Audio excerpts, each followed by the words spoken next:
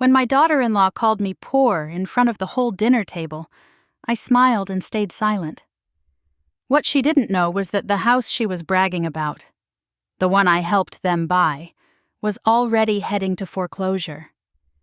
In this emotional tale of quiet strength and redemption, I teach my son and his wife the cost of betrayal without ever raising my voice. If you enjoy deeply personal revenge stories rooted in real family drama, this one will stay with you. What would you do if your own child mocked you, not knowing you held their future in your hands? Don't miss one of our most unforgettable revenge stories where family drama meets poetic justice. I sat at my kitchen table holding the phone in one hand and a folded slip of paper in the other. I had written down the dates, the receipts, the little lies my son had submitted to the company we both once loved. My heart wasn't racing, but it was heavy. I wasn't doing this to hurt him. I was doing it because no one else would. As I gave the report calmly and anonymously, I realized this wasn't the end of something. It was the beginning. That day, I didn't just make a phone call. I laid the first stone of a path my son would have to walk alone, until the moment he finally saw who built it.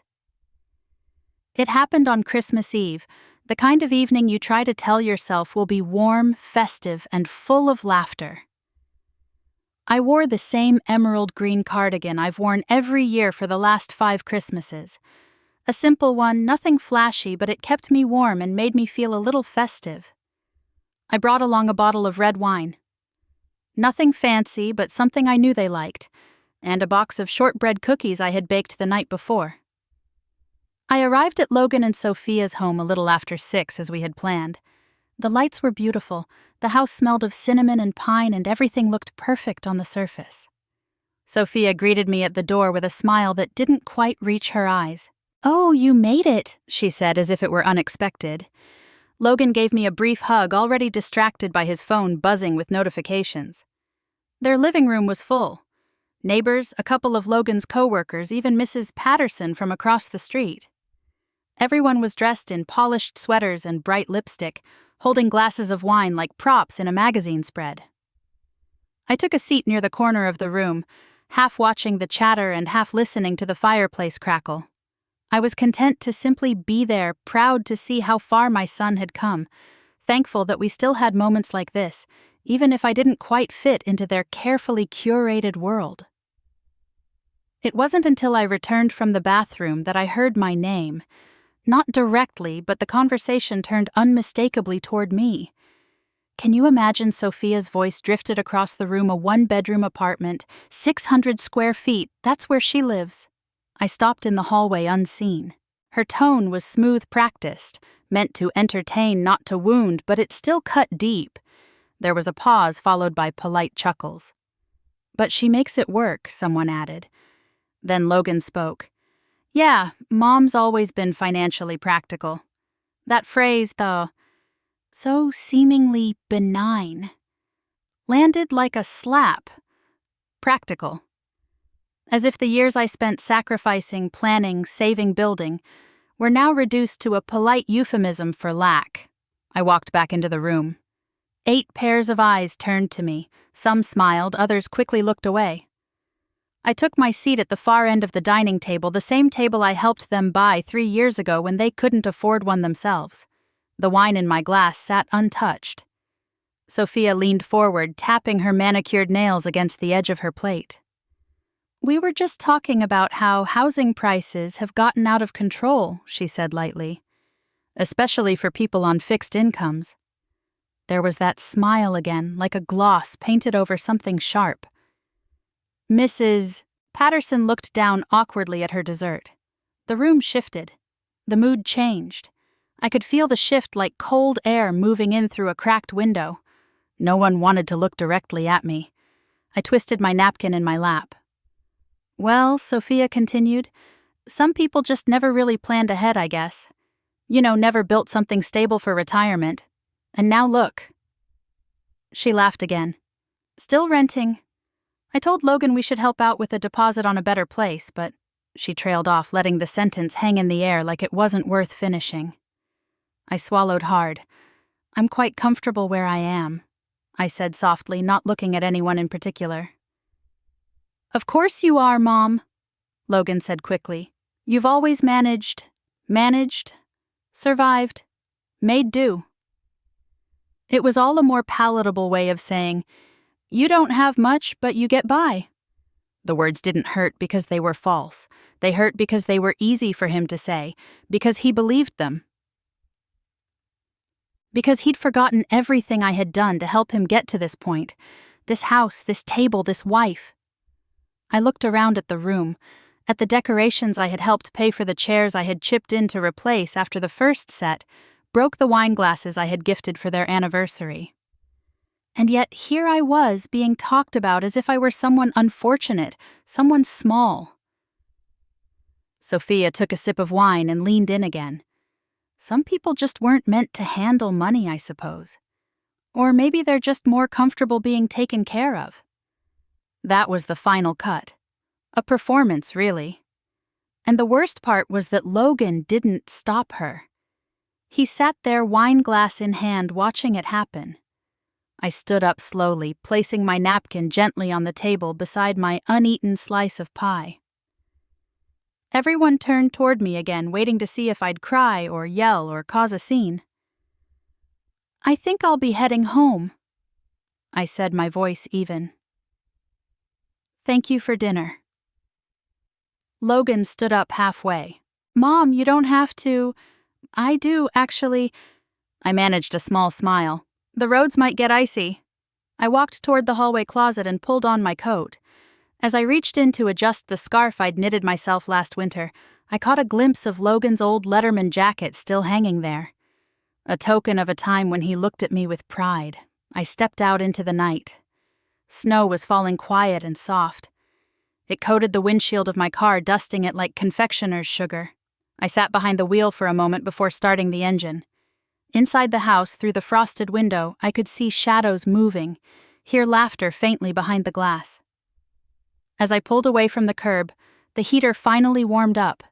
My hands stopped trembling, not from the cold, but from something deeper, something colder, disappointment, not just in them, but in myself, for allowing this to happen, for letting them believe I was someone to be pitied, for never showing them who I truly was. That night as I lay in bed under my weighted quilt, I didn't feel sad. I didn't feel angry. I felt awake. For the first time in a long while, I knew something had shifted. They thought they knew who I was. They had no idea. And now I would let the truth show itself. Not through arguments or confrontation, but through quiet, deliberate action. And so I began to think, to plan. Because the thing about being underestimated is that it gives you room to move, room to prepare. And I had spent a lifetime preparing. The road home that night felt longer than usual. The snow had thickened, turning the neighborhood into a quiet maze of white. As my headlights cut through the flurries, I didn't turn the radio on. I needed silence. I needed to hear my own thoughts even if I didn't like what they were saying. I'd been insulted before. By strangers, by clients even once or twice, by people I considered friends. But this was different. This was my son and his wife. This was family. They didn't just mock my income or my home. They mocked my choices, my identity, the very way I had chosen to live. And maybe worst of all, they didn't think I'd notice or care.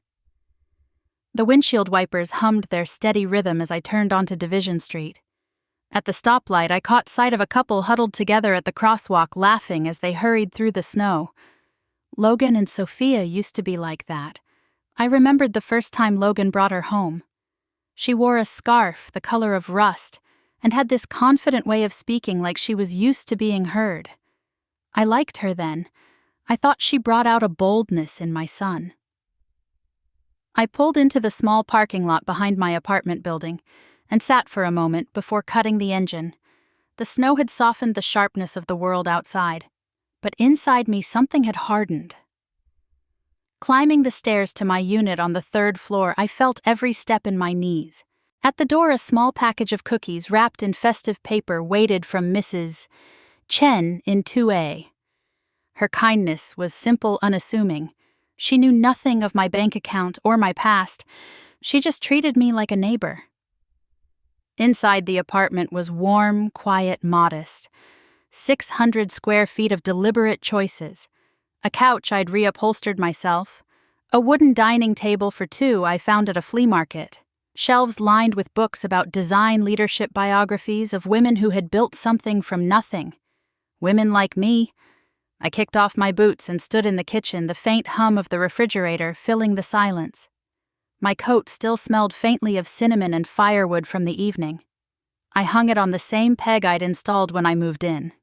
3 years ago, I sold Westwood Interiors, the company I had built from scratch out of a spare bedroom and a borrowed laptop.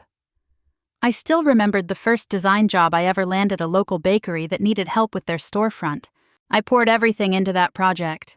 From there, it grew. Slowly at first, then steadily. I hired my first assistant, opened an office space, brought on clients across the city. For over 2 decades, I gave that company everything I had. When I finally sold it, at 61 to Marcus Chen, it was worth nearly $3 million. I walked out of that downtown office after the closing meeting with a check, a handshake, and tears in my eyes. Not from sadness, from pride. I had built something with real value. But I didn't buy a luxury condo or move to the coast. I downsized. I chose this apartment on purpose. I wanted peace, simplicity. And truthfully, I didn't want money to come between me and my family. That had been a foolish hope. I poured myself a cup of tea and sat at the small table by the window. Through the glass, the city lights blinked softly in the distance. The same city I helped shape with my designs, my vision. Westwood Interiors was still here. Still thriving, still making spaces more beautiful and livable. But no one at that dinner table tonight knew that. Or if they did, they didn't care. I had paid for Logan's entire college education. $45,000 plus textbooks, dorm fees, extra flights home during holidays. When he and Sophia got engaged, I gave them $25,000 for the wedding. Sophia complained that it wasn't enough for the custom floral arch and ice sculpture she had envisioned. I bit my tongue, added $5,000 more. When they found their dream house, I fronted them $60,000 for the down payment. No questions asked, no strings attached. I wanted them to start strong. They never asked where the money came from. They never asked how a woman in a small apartment managed to come up with that kind of cash. They never wondered what sacrifices I had made. They just cashed the checks and moved on.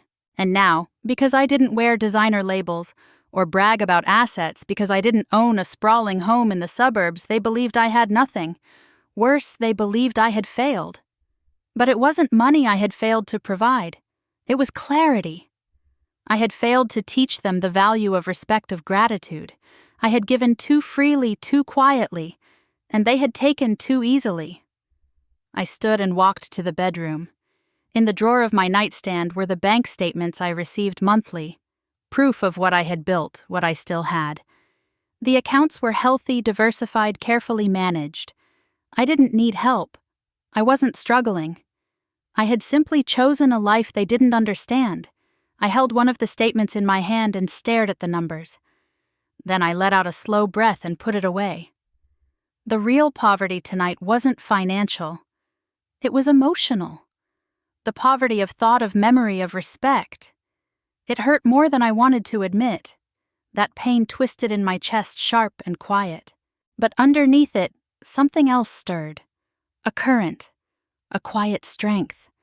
The same strength I'd drawn on when I worked late nights alone in my studio, when I signed my first lease, when I negotiated every contract on my own terms. They thought I was powerless. They had no idea. That night I didn't sleep right away. I stayed by the window sipping tea, watching snow gather on the ledge outside. And somewhere between one cup and the next, I stopped replaying what had been said at dinner. I stopped trying to understand why they had turned on me. Instead, I started thinking about what came next. This wasn't about revenge. It wasn't about payback. It was about truth, letting the truth speak for itself. Quietly, clearly. And when it did, they would have no choice but to see me. Not as the woman in the small apartment, not as the background figure in their story, but as the mother who had built everything they stood on, and who without ever raising her voice would show them what real power looked like. 3 days passed after Christmas dinner. 3 days of silence.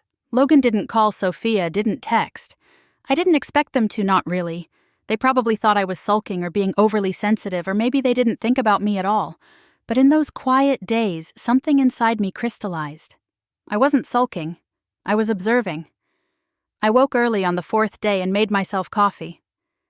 The sky outside was still a soft winter gray. I sat at the table with my notebook, flipping through pages of budgets and scribbled reflections. Then I opened my phone and scrolled to a number I hadn't dialed in over a year. Jim Harrison. Jim had been the bank manager who handled Westwood Interiors accounts for nearly 25 years. He watched my company grow from invoices scribbled on graph paper to multi-million-dollar renovation contracts. He had also watched me build a financial safety net through steady investments and smart planning. We had always spoken in shorthand in numbers and risk calculations, but there had always been a mutual respect. I trusted Jim, and now I needed insight, not as a banker but as a father himself. The phone rang twice before his voice came through warm and familiar. "Jim, it's Eleanor West." "Eleanor," he said. "It's been too long. Retirement, treating you well." "Quiet," I said with a smile he couldn't see. "But steady. I'm calling because I have a delicate question. About my son." There was a pause. "I understand if you can't say much," I added, "but I'm concerned. I just want to know if everything's all right financially. He and Sophia, they've seemed tense." Jim was quiet for a moment longer. Then he exhaled slowly. "I can't share specific numbers, Eleanor. You know that. But I can say this. Concerns have been raised. There are warning signs. And the situation is, let's say, time-sensitive." My hand tightened around the phone. "Foreclosure, 60 to 90 days if steps aren't taken. Payments have been missed since August. 4 months. 4 months of pretending everything was fine. 4 months of holiday decorations and wine nights while their house teetered on the edge." "I see," I said softly. "I'm sorry I can't say more." "You've said enough, Jim. Thank you." We spoke for another minute about the weather and his grandchildren before hanging up. I stared at the wall for a long moment after the call ended. My son was drowning, and too proud or too blind to ask for help. And yet he had still mocked me. The irony was sharp. I stood and walked over to my bookshelf, pulled out a small brown leather planner and flipped to a dog-eared page near the back. A list of old contacts from the company days. Architects, contractors, former employees, a few clients who had become friends. And near the bottom, underlined twice, was a name I hadn't thought of in some time. Tom Rodriguez. Tom had started as a project assistant at Westwood Interiors back when we were still renting office space above a bakery. He was sharp, reliable, good with people. I'd promoted him to project director 5 years before I sold the business. And when Marcus Chen bought the company, he wisely kept Tom in place.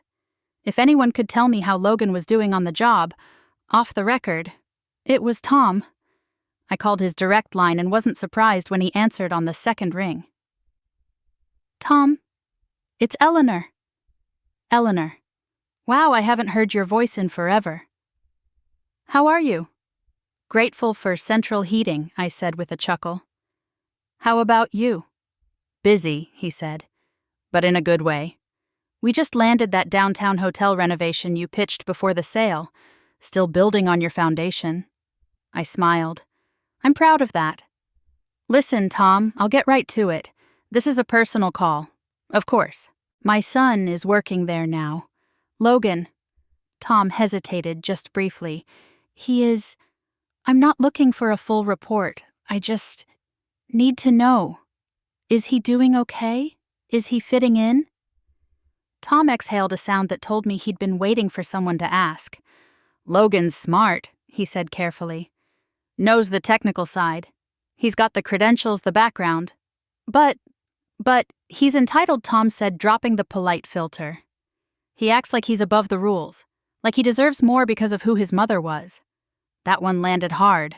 What kind of behavior are we talking about? I asked, my voice even. Mostly little things, submitting meal receipts for restaurants he never visited with clients, using the company card for gas on weekends when he wasn't on any site. Nothing criminal, but it adds up.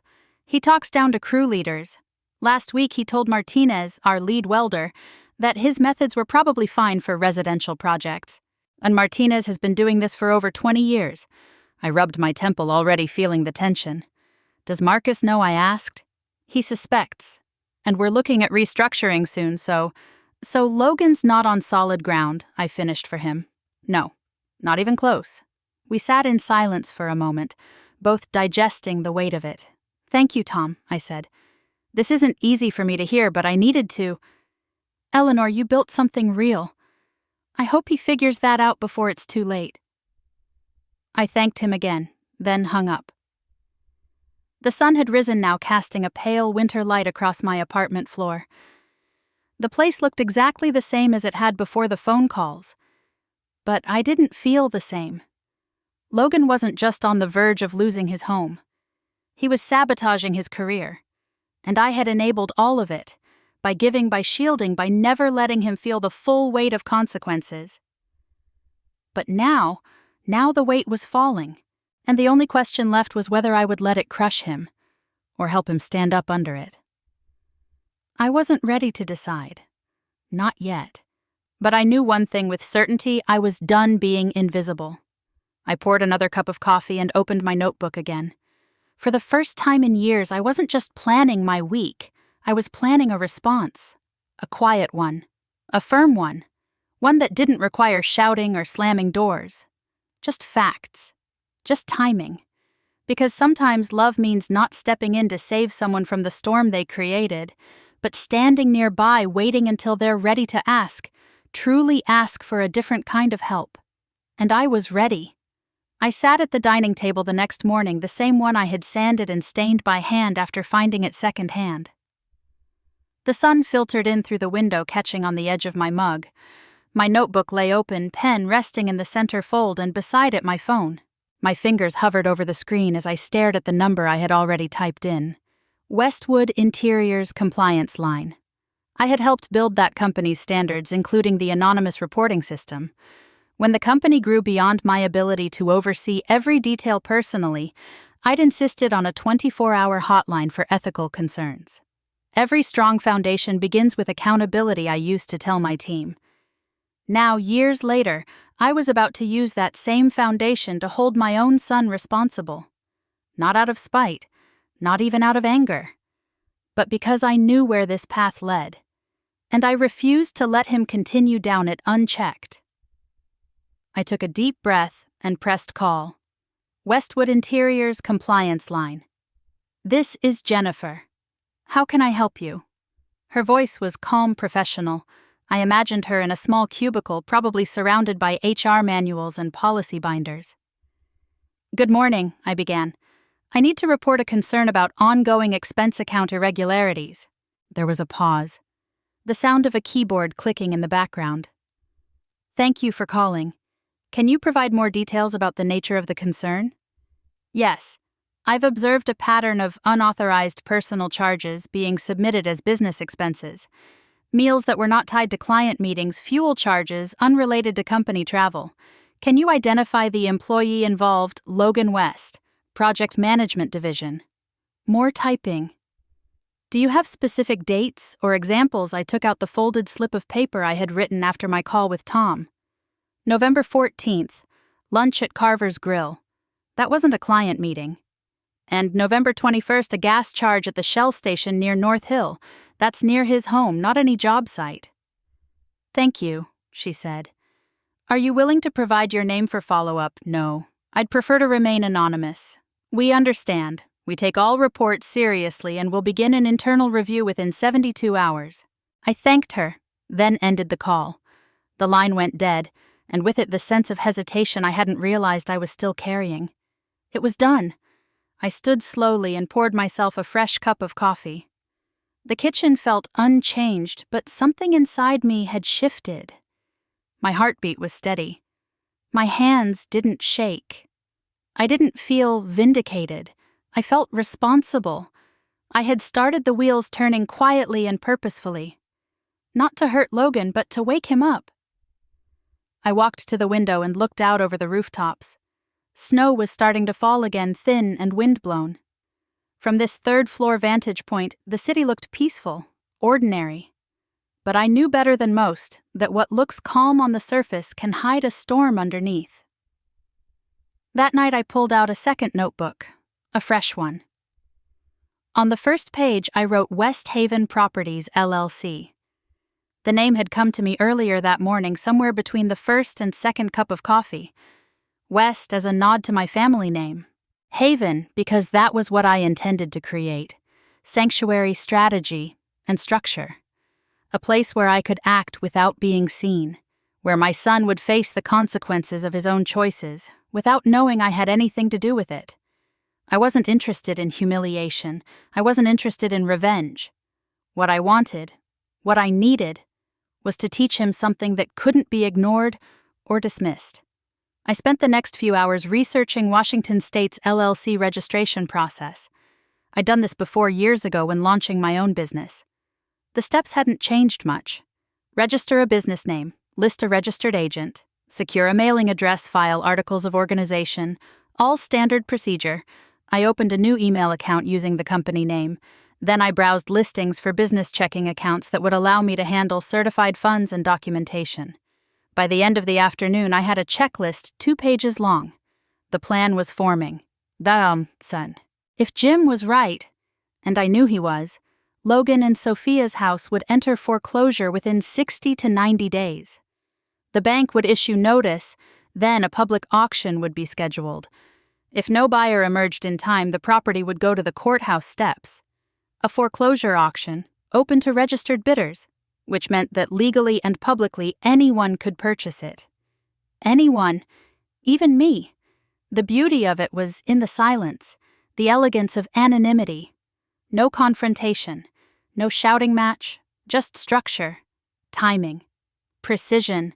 That evening I started gathering financial documentation, proof of funds, old tax statements, my investment account balances. I moved a portion of my assets into a holding account to be used as working capital for the LLC. I contacted a lawyer I trusted, someone who had helped me during the sale of Westwood Interiors, and scheduled a meeting to finalize the paperwork. She raised her eyebrows slightly when I explained the purpose of the new company. Real estate investment, she asked. Distressed properties specifically, I answered. Low-risk, well-timed acquisitions. She didn't press further. She simply nodded, professional and discreet. After she left, I stared at the stack of paperwork on my dining table. It was a familiar scene. Contracts, forms, timelines. But this time the stakes weren't about money. They were about legacy, about boundaries, about the kind of woman I had become and the kind of man I still hoped my son could be. I knew what some people might say, that I was being manipulative, that I should confront Logan directly, that I should have a conversation. But that's what I had been doing for years. Through support, through generosity, through grace. And it hadn't worked. So now I was letting life do the talking. I was simply arranging the conversation. Over the next few days, I refined the plan. If the foreclosure timeline stayed on track, Logan and Sophia's home would go to auction in March. That gave me time. Time to establish West Haven Properties as a legitimate entity, time to prepare certified funds, time to study bidding protocol and auction requirements. I didn't tell anyone, not even my closest friends. This was mine to carry. One evening I drove by their house. Lights glowed warmly inside. Sophia's holiday decorations still hung neatly from the windows, their porch framed with twinkling white lights. It looked like any other home on the block. But I knew better. Behind those lights were missed payments, growing anxiety, a pride that refused to bend until it broke. I didn't wish for their downfall, but I would no longer protect them from it. When the moment came, I wouldn't gloat.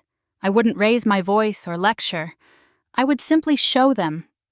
quietly, clearly, what it meant to be underestimated, and then if they were ready, I would offer them the one thing they hadn't yet earned a second chance, but not until they saw the truth. And not until they knew exactly who held the deed. I spent the first week of January learning everything I could about foreclosure auctions. I read articles on the Washington State Court website, pored over real estate blogs, watched government webinars late into the night. I wasn't just trying to understand the process. I wanted to know it better than anyone else who might show up on auction day. From what I gathered, the process was exact and predictable. Once a homeowner missed several months of payments, usually 3 or more, the bank initiated pre-foreclosure proceedings. If the debt remained unpaid, a formal notice of default was issued, followed by a notice of sale. That notice would be filed with the county and posted publicly for at least 30 days before the auction date. Jim had said Logan and Sophia were 4 months behind. That put us firmly in pre-foreclosure territory. I estimated that assuming no payments were made, the auction could be scheduled for mid-March, maybe earlier if the bank moved quickly. The auction itself was open to the public, but not casual. Interested buyers had to pre-register, provide valid identification, and most importantly, come with certified funds. No personal checks, no IOUs, no verbal promises. You needed real money. Proof you could pay then and there. I opened a new business checking account in West Haven's name and transferred $400,000 into it. That amount would cover the remaining mortgage balance on Logan and Sophia's home, estimated around $380,000 plus any legal fees and taxes the bank might add on. It also gave me room to bid without hesitation should anyone else attempt to compete. Everything about this plan was legal, clean, transparent. Not a single word spoken in anger. Not a single document falsified. I wasn't exploiting a loophole. I wasn't pulling strings. I was using the system they had ignored with precision they never expected from me. At night, I drafted timelines. Week by week, I mapped out key dates. Filing deadlines, bank notices, estimated auction announcement, projected registration window. I color-coded every milestone in my planner. I cross-referenced the court calendar for similar auctions to identify patterns. Foreclosures were always held on weekday mornings, usually on courthouse steps. Attendees were a mix of house flippers, small-time investors, and the occasional bargain hunter looking for a lucky break. I wasn't interested in flipping anything. I was interested in truth. I drove to the Spokane County Courthouse one Thursday morning, parking a block away so I could observe from a distance. A foreclosure auction was scheduled for 10 a.m., and I wanted to see how it all played out. A small group gathered outside. 6 bidders, maybe 7, huddled in coats and holding folders. A clerk stood behind a podium reading property descriptions aloud with practiced rhythm. The process was fast, brutal even. Properties sold in under 3 minutes. Some received no bids at all. Others went to the highest offer above the minimum required to cover the outstanding debt. Once the gavel fell, the deal was final. Watching it all unfold, I felt no fear. Just clarity. This was the arena, and I would be ready. When I got home, I filed West Haven Properties' official documentation with the state. My lawyer reviewed the final paperwork, nodding in quiet approval. "You're doing this the right way," she said. "Clean lines, no emotional fingerprints." I smiled. That was the point.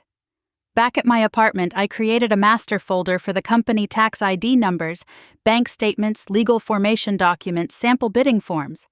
I kept everything in a tidy gray binder. It felt almost clinical, this level of preparation. But I needed it that way. I needed the structure, the plan. Because this wasn't about chaos or punishment. This was about discipline. I reviewed the local legal notices daily, scanning for updates on properties being auctioned. Logan and Sophia's address hadn't appeared yet, but I knew it was coming. The timeline was narrowing, the bank's patience was thinning, and their silence told me they hadn't found a way out. One evening, I drove by their house again. The porch lights were off. The blinds were drawn. The place looked still, like the quiet before a storm. There were no holiday decorations now, no wreath on the door. Just the house standing there, waiting for a signature, a date, a hammer falling in front of a courthouse crowd. Inside my car, I reached into my bag and pulled out the binder. I flipped to the timeline I had printed and updated it with a new date. March 18th. It was a guess, but a strong one. I adjusted my plan accordingly. Submit auction registration forms by February 15th, obtain certified check by the 28th. Confirm property disclosures and inspection reports in early March. I even budgeted time to drive the route in advance, scope out parking time, how long it would take to get from my front door to the courthouse entrance. Every detail mattered, not because I was obsessed, because I had spent a lifetime holding everything together for other people. This time I was holding it together for me. I didn't tell anyone about West Haven, not my neighbors, not even Mrs. Chen from 2A who had started leaving banana bread instead of cookies. This was a private mission, a quiet turning of the page. Sometimes I wondered what Logan and Sophia thought was happening, whether they believed some miracle was coming. A last-minute check, a bank extension, a secret inheritance. They were used to being rescued, and I had trained them to expect it. But this time would be different. I wouldn't scream. I wouldn't slam doors. I wouldn't plead with them to understand. I would just wait. And when the moment came, I would be there. Not as the pitied mother in the one-bedroom apartment, but as the silent figure who had seen everything, heard everything, remembered everything, and planned accordingly.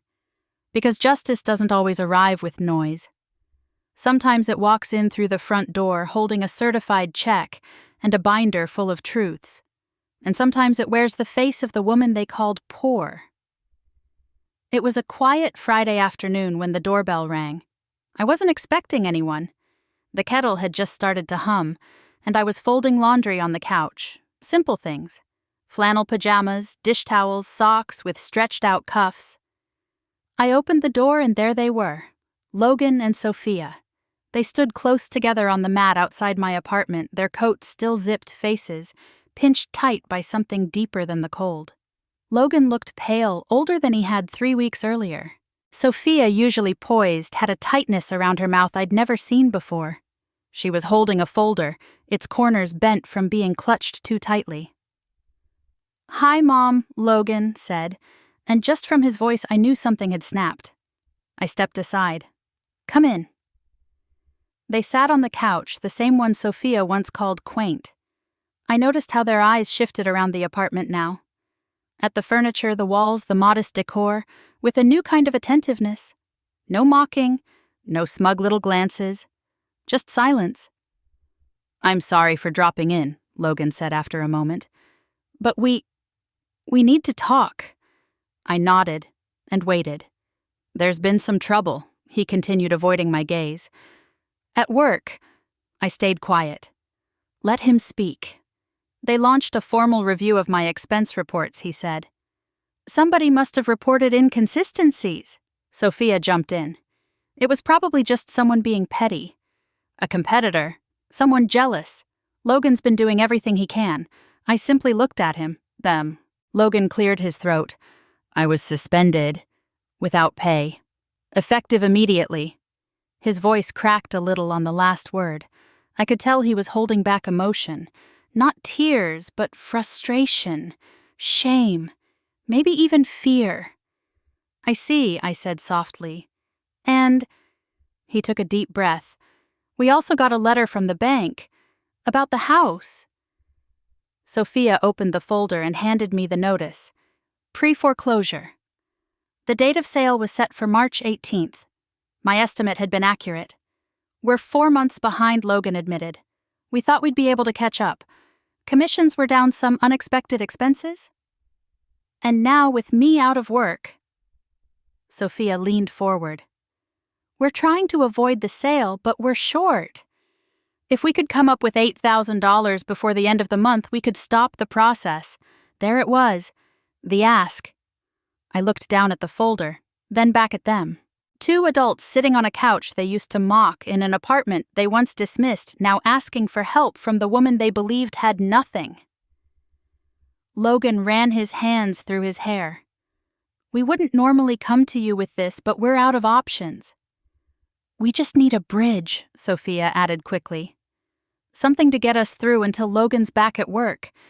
It's not a gift. We'd pay you back." I folded my hands in my lap and waited a beat before speaking. I understand, I said. $8,000 is a lot of money. We know Logan said, even just a portion would help. Anything you could manage. I leaned back slightly and tilted my head. Sophia, do you remember what you said to me at Christmas dinner? She froze. Something about me not being able to afford a home, I said gently. That I lived in a one-bedroom apartment because I couldn't manage a down payment.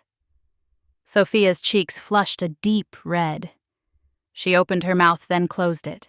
I didn't mean that the way it sounded, she whispered. I was just trying to make a joke. I was nervous. I shouldn't have said that. And Logan, I continued, turning to my son. You said I was financially practical. That I always managed. His jaw clenched. I didn't mean it as an insult. No, I said, but it was used to explain why your guests were laughing at me. The room was quiet, thick with memory. I wish I could help, I said after a pause. But I live on a fixed income, Social Security, modest savings, just enough to keep the lights on. Sophia's eyes widened slightly. But you've always seemed so steady. You must have something set aside. I manage, I replied, echoing his words back to him. But I don't have $8,000 to spare. And after all, you did say I wasn't someone who could afford a decent place. Logan stood up, then sat back down. The tension in him made the air feel crowded. I get it, he said finally. You're angry. I'm not angry, I said calmly. I'm clear. They were silent. For the first time, they seemed to see me, not as a resource, not as a background figure in their well-staged life, but as a person. Maybe I added gently, you should ask someone who has real money, someone who doesn't live in a one-bedroom apartment. Sophia wiped at her cheek, whether it was a tear or something else I couldn't be sure. They sat for another few minutes quietly, like they didn't quite know what to do next. Then Logan stood. We should go. I nodded. Drive safe. The roads are slick this week. They left without much more to say. I watched them through the blinds walking down the stairs to their car.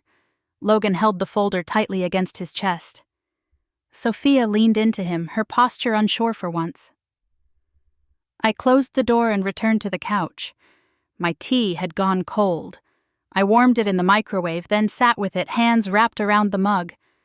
I felt no satisfaction, only the quiet ache that comes with watching someone learn too late what they should have known all along. But I also felt something else, readiness, because the clock was ticking. The auction was nearing, and they had no idea what was coming. By the second week of February, I had everything in place. The courthouse auction was scheduled for March 18th at 10 a.m. sharp. Registration opened that morning at 9:00, but I had already submitted my pre-qualification documents the week before.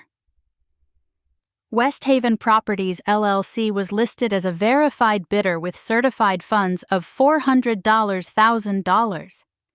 The clerk had reviewed my paperwork without raising an eyebrow, just another investor in a long list of names. I kept my appearance as neutral as possible. Simple clothes, no jewelry, minimal makeup. I didn't want to be memorable. I didn't want anyone to look at me twice. And as I finalized my registration, I knew Logan and Sophia were doing the exact opposite, trying everything they could to delay the inevitable. They had begun calling the bank daily, trying to negotiate extensions, asking for time, offering half payments. They reached out to a nonprofit housing counselor. They even asked their friend Matthew, who worked in mortgage underwriting, if he knew any loopholes. But the answers were always the same, too little too late. I heard about all this not from them, but through the small-town undercurrents that carry news faster than email. Mrs. Patterson from across their street saw them meeting with a real estate agent on the porch one morning. Later that week, I overheard two women chatting at the grocery store about a young couple on Cedar Ridge trying to short-sell their house to avoid auction. But no deal went through, because time had run out. They had built a castle out of appearances. And it was collapsing one mortgage notice at a time. And while they were scrambling, I stayed quiet, not out of cruelty, but because it wasn't my place to interfere anymore. Not until they understood the difference between asking for help and expecting it. I had given so much of myself over the years without ever requiring them to pause and truly see me. Now they were seeing the system instead, the banks, the rules, the hard stops, the limits they always assumed would bend for them.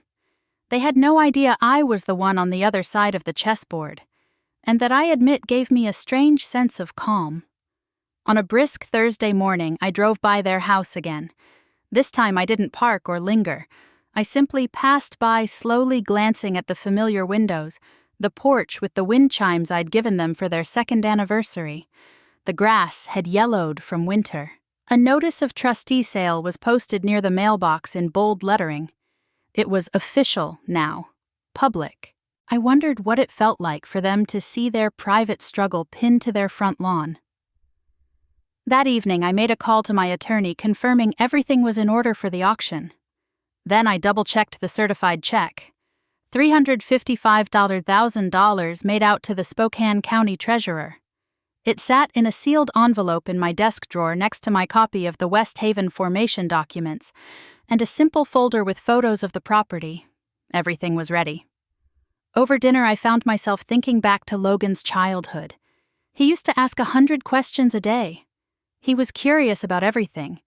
How lights worked, where clouds came from, why birds didn't get electrocuted on power lines.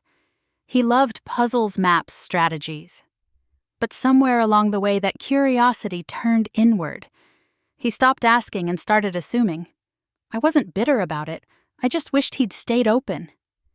That weekend, they tried again. I didn't answer Logan's call at first, but he left a voicemail. Calm, but urgent. He said they were trying to reach the owner of West Haven Properties to explain their situation and see if there was any room to work something out. He wanted to know if I had any contacts in real estate, maybe someone who could make an introduction. I listened to that message twice. Then I returned his call. I kept my tone even warm. I said I didn't know anyone directly at West Haven, but I'd be happy to ask around. Maybe I could find out who was involved. That would mean so much, Mom, Logan said. We're running out of time and we just want a chance to stay. I understand, I told him. Let me see what I can do. He had no idea that he was asking me to help him contact me, and I would help. But on my terms, I invited them to dinner the following Friday. Nothing elaborate. Just a quiet meal in my apartment. I said we could talk more then. They agreed immediately. Over the next few days, I reviewed my notes, checked my calendar, and ran through the timeline again. Every detail had unfolded exactly as predicted. The investigation at Logan's company, the foreclosure notice, the failed negotiations, the quiet scramble for help, and now the final approach. I wasn't going to shame them. I wasn't going to gloat, but I wasn't going to let them skip the lesson either. Letting them twist for a while hadn't been cruel. It had been necessary. Growth comes when the world stops cushioning you, and I was done being the cushion. One evening, I took a walk through Riverfront Park where the last of the snow had begun to melt. Families walked dogs, couples held hands, kids laughed from the skating rink. I found a bench near the water and sat down, the cold seeping through my coat. This was where I had decided back in late December that I would act, where the idea of the LLC first bloomed in my mind. Quiet justice, strategic love. I hadn't told anyone that part. That it started here. That the decision had come not from bitterness, but from clarity. You can't teach people to value what they never had to earn. Now Logan and Sophia were being given that opportunity, and I would be there to see if they took it. Not as the victim they mocked, not as the savior they expected, but as the mother they never truly understood. Until now. The morning of March 18th arrived with crisp air and a clear sky, the kind of quiet that feels like it's holding its breath. I woke early, dressed carefully. Charcoal gray slacks, a soft blue blouse, black coat, neutral professional. Unremarkable. That was the goal. I made coffee but didn't drink it. My stomach had no room for it, not from nerves exactly, but from focus. I checked the folder one last time: bidder registration number certified, check identification, legal documents for West Haven Properties. Everything was in place. By 8:45, I was parked across the street from the Spokane County Courthouse. A modest building aged by decades of footsteps and filings, now preparing to host another quiet moment that would alter someone's life. I joined a small group of people gathered on the steps. 6 of us, maybe 7, a man in a fleece vest and worn jeans who looked like a house flipper, a young woman holding a tablet likely representing a real estate firm, a well-dressed man in a tailored suit, all sharp lines and expensive cologne, an investment fund rep, I assumed. No one paid much attention to anyone else. We were here for business. At 9:00 sharp, the clerk opened the doors and called out names. One by one, we handed over our forms, showed ID, received our bidder numbers. I was number 17. A quiet satisfaction settled in my chest. There was something steadying about being just another participant in a process I had spent months preparing for. Inside the small conference room, the chairs were arranged in rows facing a podium. The auctioneer stood ready, sleeves rolled up, voice practiced. A county official read a brief statement about terms and procedures. No contingencies, no warranties, payment in full required within 30 days, or risk forfeiture. Everyone nodded. We already knew. They began with a few smaller properties, vacant land, bank-owned condos. Then came it. Next up, 2247 Cedar Ridge Drive, 4-bedroom, 2.5-bath colonial, approximately 0.3 acres, minimum bid set at $340,000. My breath caught for a moment, but my face remained calm. My hands rested lightly in my lap. I had rehearsed this. Do I hear 340? The flipper raised his number immediately. 340, the auctioneer confirmed. 345, I raised my hand clear and steady. 345.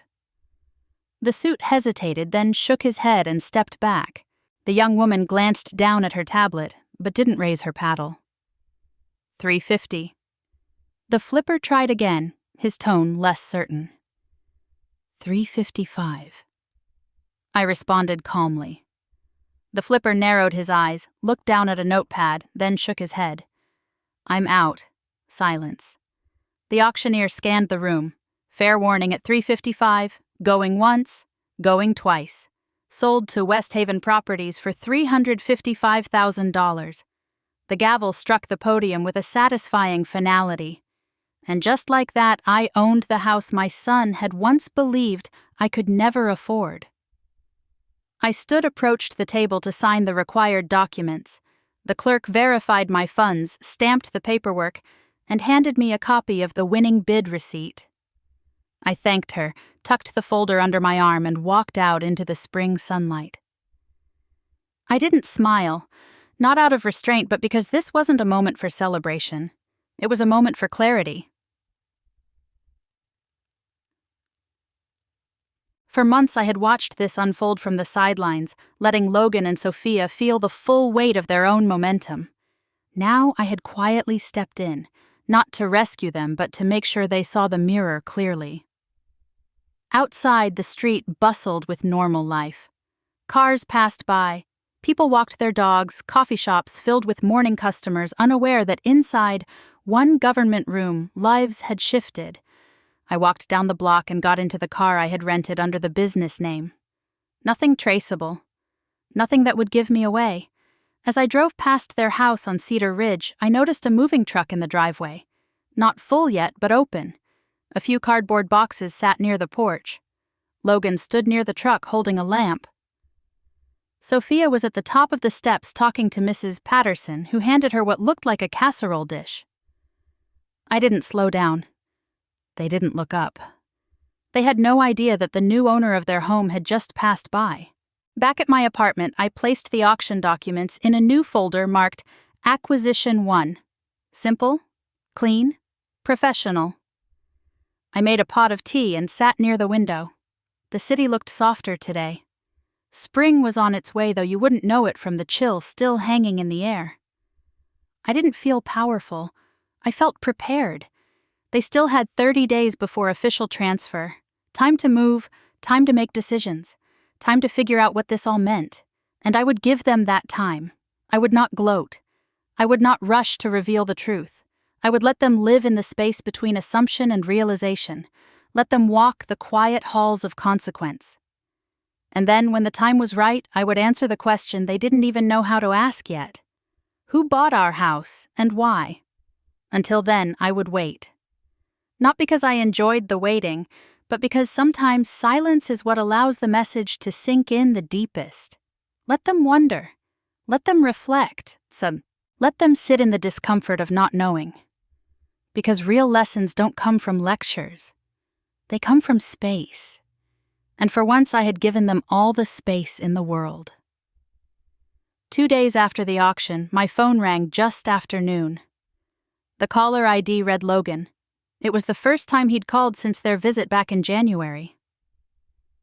I let it ring once more before answering, not out of hesitation, but because I wanted to take a breath. "Hi, Mom," he said, his voice tired, like someone who hadn't slept properly in weeks.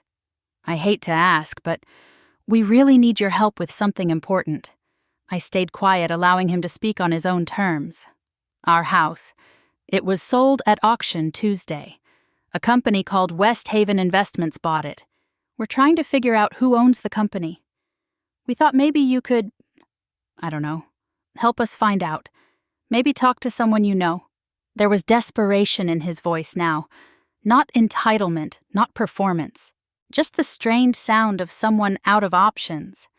I let the silence sit just long enough for him to feel it. "West Haven Investments," I said thoughtfully. "That name does sound familiar. Let me see what I can find." "Really?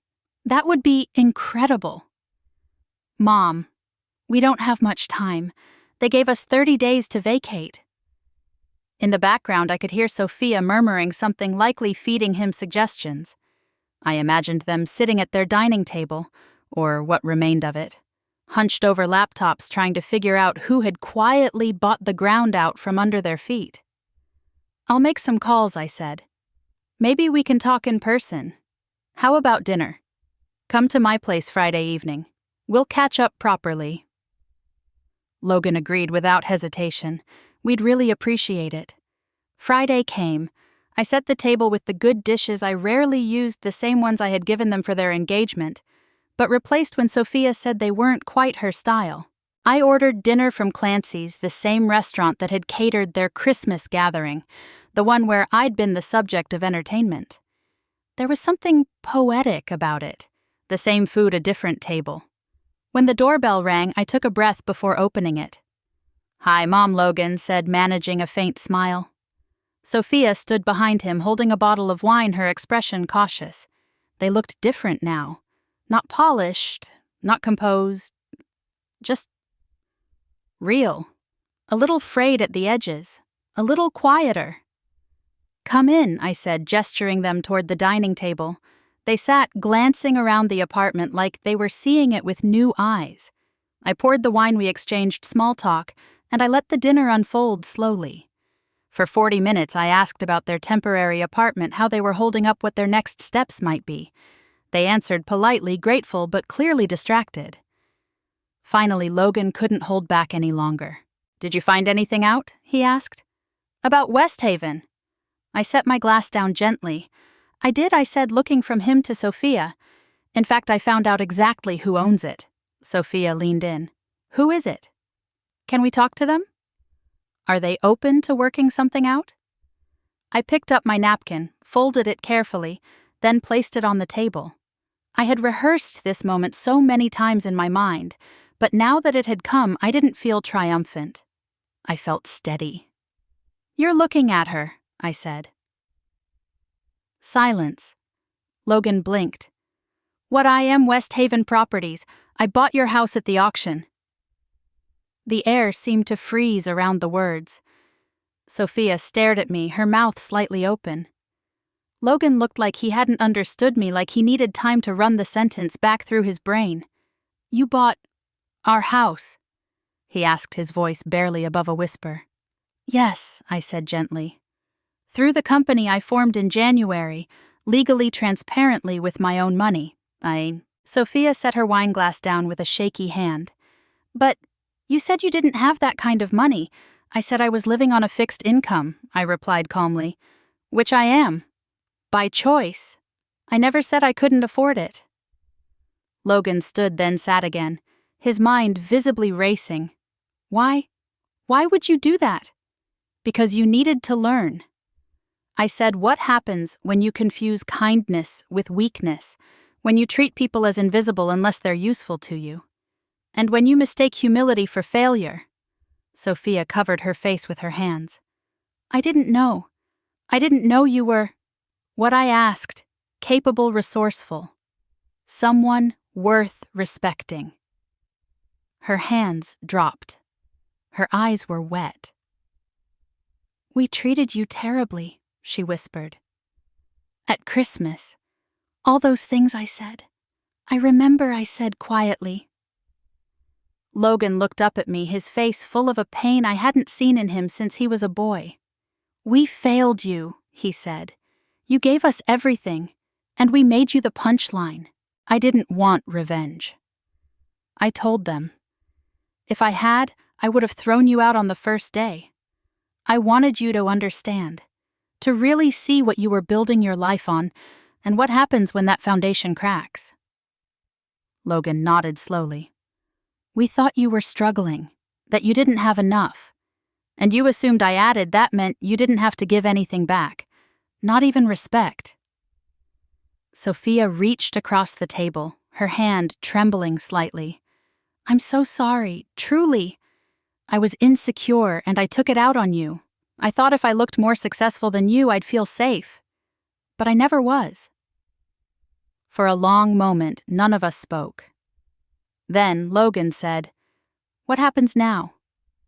I looked at them both. I think I said, you need time to sit with this, to really absorb it. And then we can talk about what comes next. But I'm not here to humiliate you. I'm still your mother. That hasn't changed. His eyes filled with tears. I never thought you were capable of something like this. No. I always was, I said.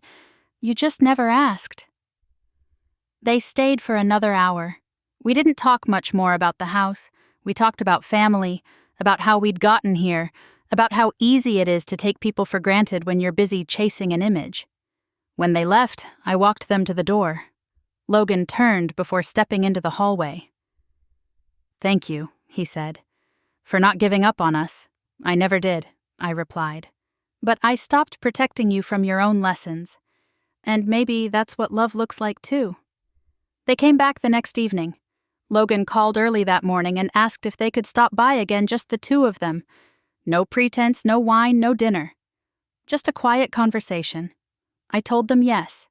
I knew from his voice that something had settled in, that the initial shock from the night before had worn off and what remained was something heavier, something honest. When they arrived, they looked different, not in their clothes or posture, but in their eyes. Gone was the pride that used to linger behind every word. Gone was the tension in Sophia's jaw, the overconfident certainty in Logan's stance. What replaced it was humility. Can we sit? Logan asked softly. Of course, I said, gesturing to the same dining table where so many truths had already been laid bare. We sat for a moment in silence, and then Sophia began. I owe you an apology, she said, not just for what I said at Christmas, but for years of behavior that I thought I could cover up with charm and excuses. I wanted people to think we had it all together, but the truth is we built everything on your generosity and treated it like it was owed to us. Her voice cracked, but she didn't look away. I see it now, she continued. How selfish we were. How we only called you when we needed something. How we made assumptions about your life without asking questions. And how we talked down to the one person who never asked for anything in return. Logan took her hand and turned to me. I was worse, he said. You gave me everything. Not just money, but years of support, advice, patience. And I treated you like background noise. I thought because you didn't demand recognition, you didn't deserve it. I thought you were just comfortable, just modest, not powerful. He looked down at the table. But you are the strongest person I know, and I'm ashamed it took this to see it. I didn't say anything at first. I let their words breathe, let them fill the space between us and settle. Then I reached for my tea, took a sip, and said simply, "Thank you." They looked up, surprised. I've waited a long time to hear those words I said, not because I wanted apologies, but because I wanted to know you were still capable of humility, of reflection, of change. "We are," Logan said quickly. "We want to do better." I nodded. "I believe you." Sophia wiped at her eyes. "We're not asking for anything. Not anymore. We just wanted to say that." I looked at them for a long moment, then stood. I walked to the side drawer and took out an envelope. Inside was a letter I had written the night before. I handed it to Logan. He opened it and read quietly, his eyes scanning the simple typed lines. 3-month rental agreement, $0.